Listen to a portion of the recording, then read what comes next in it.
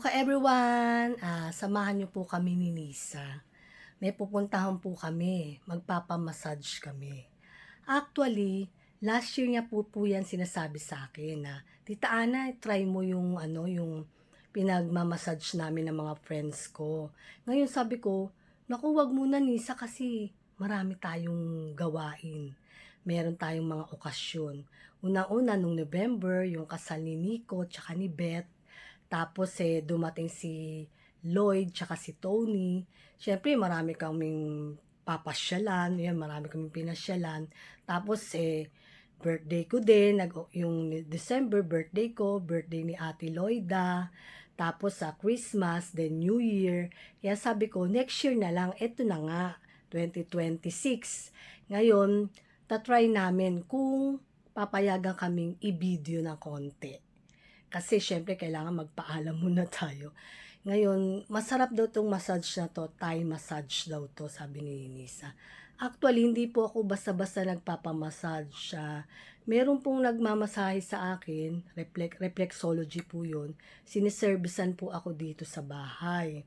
Ngayon, kaya lang yun hindi masyado whole body kasi nakaupo lang kami, ganun. Ito kasi whole body, yung may kama talaga. Ngayon, tatry ko. Kasi minsan hindi ako hiyang kapag iba yung nagmamasahe. Ito, tatry ko, sabi nga, try mo muna kasi masarap to. Sabi nga. Kasi doon talaga siya nagpapamassage. Lahat ng mga friends niya halos doon. Ngayon, kaya lang ibang branch lang yata. Ito kasi meron pala dito sa amin, malapit lang, halos sa kanto lang namin, isang sakay lang. Parang pwede ka nga kung may tricycle, pwede dun lang Kaya tatry ko. Sabi ko, sige, try natin. Samahan po nyo kami. Mamaya pag nandun na kami, ibibideo namin. Thank you. Ayan, papunta na po kami ni Nisa. Swedish? Swedish Thai. Swedish Thai po pala yun. Hindi, Swedish Thai yung massage, pero pupunta tayo sa Nuat Thai. Yun yung pangalan ng massage ko. Sabi ko kasi kanina Thai massage. Oo nga, tama. Swedish Pero Thai. combination yung papagawa natin. Kasi si Nisa lagi siya nagpapamassage doon. Kumbaga, ano na siya doon, suki na siya doon. Pero hindi po dyan sa branch na yan, sa ibang branch na. Pero dyan nakapagpamassage na ako twice Twice na pala siya. Kasi medyo sumama din yung pakiramdam ko dahil sa dami nga ng mga ganap namin mula pa nung November. Ngayon, at least ito, parang konting relaxation. Makaka-relax yung katawan ko. Okay. Kaya lang hindi po namin alam kung pwede daw ma-video. Tsaka kasi madilim daw dun, sabi. Pakita na lang namin yung place. Okay. Is January 2 po pala. Nagpa-appoint kami 9 p.m.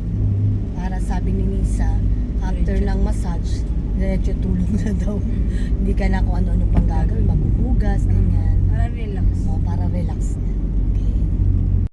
1.5 hours pala yung inabail niya. Kaya matatagal mga ngayon 9, 10:30. Baka makarating kami ng bahay mga mag-11 na.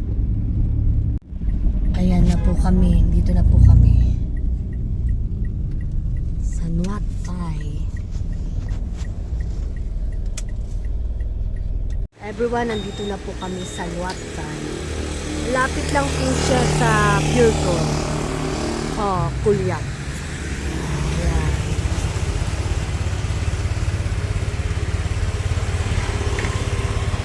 Nauna na po si Nisa sa loob. Kasi siya naman yung nagpa-schedule.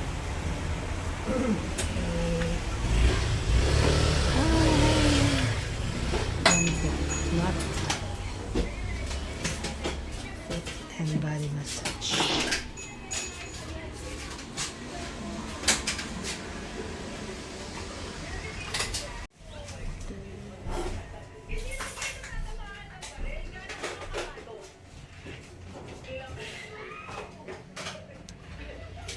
Pa-massage din yung dalawa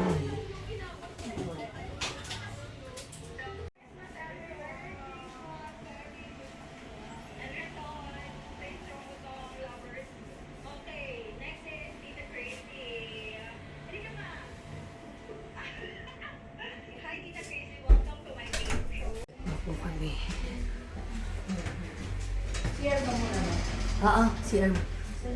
Kasi matagal. 1.5 hours. Dito na po ako sa loob. Yan po ang... Yan. Kanya-kanya pong lugar eh. Yan.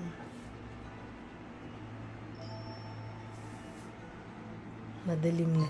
Sabi ni Nisa, madilim daw. Buti kong makita daw ako. Hindi, pakita ko na lang po yung lugar. Yan, nauna na si Nisa. Hugas muna siya ng paa para malinis. Then, after nyan. Isa na muna po.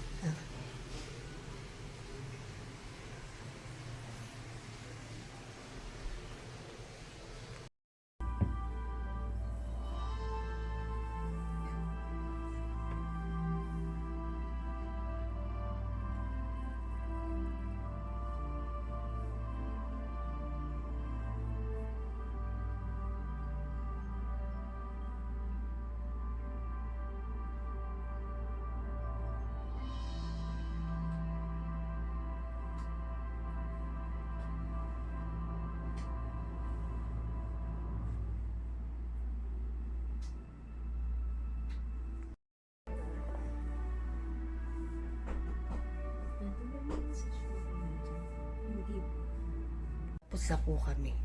Ayan po si Nisa. Ganito po sa loob niya. Magkatabi lang kami. Ayan. Sakto 1.5 hours. Ayan. Higaan.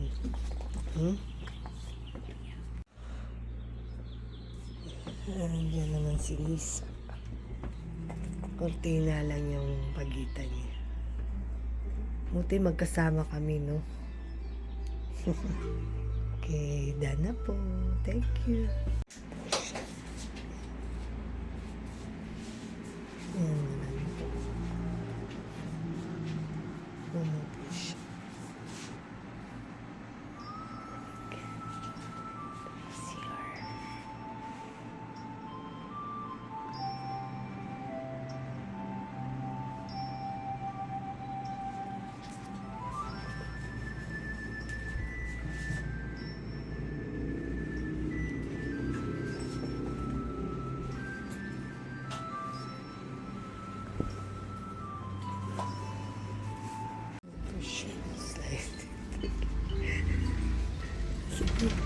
Saan yung tsinelas ko?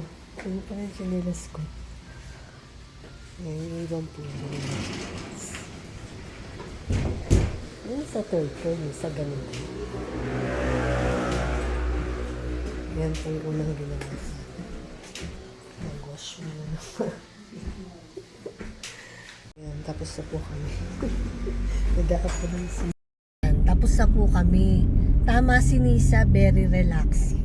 Tsaka maganda po yung lugar, malinis, tsaka yung music niya nakakaantok. Diba? Nakakaantok yung music niya. Pero tama lang yung price niya, hindi naman siya masyado mahal. Tama lang. And after po namin magpamassage sa may Wat Thai, pumunta muna kami dito sa Jollibee kasi nagutom daw si Lisa. Pumunta kami dun sa Balay Pandesal, sarado na pala. Kasi hanggang 10 lang, 10:46 na. Kaya sabi niya, Jollibee lang tayo, baka bukas pa. Ayan, tamang-tama, 24 hours pa yung Jollibee dito sa lugar namin. Ito lang sa may kanto ng subdivision namin. Very relaxing po siya ka everyone. Ngayon, yung sinabi ko na nagmamasad sa akin na siniservisan ako sa bahay, ano po yun reflexology po yun. Magkaiba naman po yung reflexology tsaka dito sa pinuntahan namin na massage. Kasi yung reflexology, more on parang point. Tapos ito po yung massage na to, more on hagod siya. Yung parang ma-relax yung mga muscles mo. Yun po. Bali ito po first time ko po na magpamassage ng with oil. Kasi pag nagpapamassage po ako, ayoko nang nilalagyan ng oil eh. Ito po bali whole body siya. Talagang nakahiga ka. Tapos may oil, whole body talaga. Hindi ko na po gano'n nakunan sa loob kasi parang nakakahiya po dahil baka mamaya ayaw makunan nung nagmamasahe, yung siyempre parang privacy po yun eh. Saka medyo madilim po. Kaya yung konti na lang po, slight na lang po, yung patapos na po. Yun na lang po yung nakunan ko ng video. Pero okay lang po yung price niya, hindi naman po siya kamahalan. Tama lang kasi 1.5 hours yung pinili ni Nisa na massage namin. Kaya tamang-tama lang po. Kayo po, ka-everyone, baka gusto nyo din magpa-massage sa Nuat Thai. Swedish Thai massage po tawag daw dun. Dito na po kami sa bahay, kakarating lang namin. Mabuti na lang naniwala ako kay Nisa na sabi niya magpamasahe kami kasi masarap daw. Totoo naman, masarap. Nakakaginhawa. Kasi kanina masama pakiramdam ko. Ilang araw nang masama yung pakiramdam ko. Ngayon gumaan na. Naging okay na ako. Parang nagdahilan lang yung sama ng pakiramdam ko. Baka kayo ka-everyone, gusto nyong itry. Nuat Thai. Dito po yun sa amin malapit lang sa may Pure Gold Kulyat. Pero marami daw po yung branches, kaya pwede naman po sa ibang branch, basta yun, Nuat Thai. Pero sabi ni Nisa, mas magaling daw yung nagmasad sa kanya last time. Kaya lang hindi mo naman pwedeng ma-request kung pwedeng yun uli. Hindi naman niya natandaan kung anong pangalan nun. Matagal na po akong hindi nagpapamassage Kaya ngayon nakumbinsi lang ako ni Nisa. Kasi medyo nagka-phobia po ako noon nung nagpamassage ako noon na iba po yung nagmassage sa akin. Imbis na guminhawa ako, sumakit lalo yung katawan ko. Pero ito po okay po siya. Okay siya, hindi sumakit yung katawan ko. Kasi sabi ko nga po, more on reflexology po ako. Nagpapa-reflex po ako. Yun pa yung sinasabi ko na twice a year o minsan 3 times a year yata Yun. Pero yung massage na kagaya ng ganito, matagal na pong hindi ako nagpapamassage. Kaya ngayon, okay naman, bumalik na yung tiwala ko kasi gumanda yung pakiramdam ko Kasi medyo nagka-phobia nga ako noon dahil Diyos ko, para akong binugbog nung minasage ako. Ngayon po, hindi, maganda siya. Kasi magaan po yung kamay nung nagmassage sa akin. Medyo mabigat pero hindi siya masakit. Kasi minsan merong nagmamassage na yung hindi maganda yung epekto. Pero to po maganda po siya. Walang sumakit sa katawan ko. Hindi po nakakatakot magpamassage siya. Baka sabihin nyo kasi ako noon sabi ko sumakit yung katawan ko. Baka nagkataon lang po yun. Maganda po magpamassage kasi paminsan-minsan. Wag lang po panay-panay. Kaya okay po yun. Tsaka po itong Nuat Thai, siguro po yung mga nagmamassage sa kanila is talagang na trained mabuti. Kaya magagaling sila, baka piling-pili yung mga nagmamasahe sa kanila. Kaya maganda talaga result. Nakakaginhawa din po kasi kapag nagpapamassage. Lalo na pagka yung masama yung pakiramdam mo, malaking tulong po yun. Pasensya na po, hindi ako masyado nakapag-video dun sa may Nuat Thai kasi po ang dami pong nagpapamassage, masi gabing-gabi na pala, ang dami. Kala namin konti na, sabi ko kanina kinisay, siguro konti na lang yung nagpapamassage dun kasi gabi na Pero hindi, ang dami pala. Siguro kasi syempre yung pagtapos ng trabaho, yun lang yung time ng tao para magpamassage. Kaya ayun, ang dami. Nakita ko yung bawat kwarto niya puno. Sa isang kwarto po, dalawa. Pero ang division niya, kurtina. Yun nga po yung pwesto namin ni Nisa. Dalawa kami. Ngayon, ang division niya, kurtina. Yung susunod siguro, ganun din. Yung kwarto din, dalawa din. Ang division din, kurtina. Bali, po yun parang 3 kwarto. Siguro bawat kwarto niya, 2. Hindi ko na po nasilip kasi may mga nagpapamasahe po. Nakakahiya naman kung sisilipin ko. Ang kwarto nga lang yun, pero magkaiba po ng pasukan. Ako, iba yung pasukan ko. Si Nisa, iba rin yung pasukan niya. Yun. Hindi din po ako sure kung pwede po yung walk-in doon na. Kasi po kami, nagpa-appoint nga kami. Kasi po pagdating namin, may dalawang umalis. Katatapos lang. Baka yun po, schedule nun is 7:30 to 9. Kasi po kami, 9 to 10:30 eh. Baka naman po pwedeng walk-in kapag wala naman naka-schedule ng time na yun. Pagka po nagpa-reflex kami, iba-vlog po namin para makita o makilala rin po ninyo yung aming reflexologist na pumupunta dito sa bahay. Yung siniservisan po kami. Ngayon, hindi ko lang po alam kung kailan. Kasi kaka-massage ko lang po eh. Sige po kay everyone, end ko na po yung vlog namin. Thank you for watching. Salamat po sa pagsama sa amin ni Nisa. See you on our next vlog.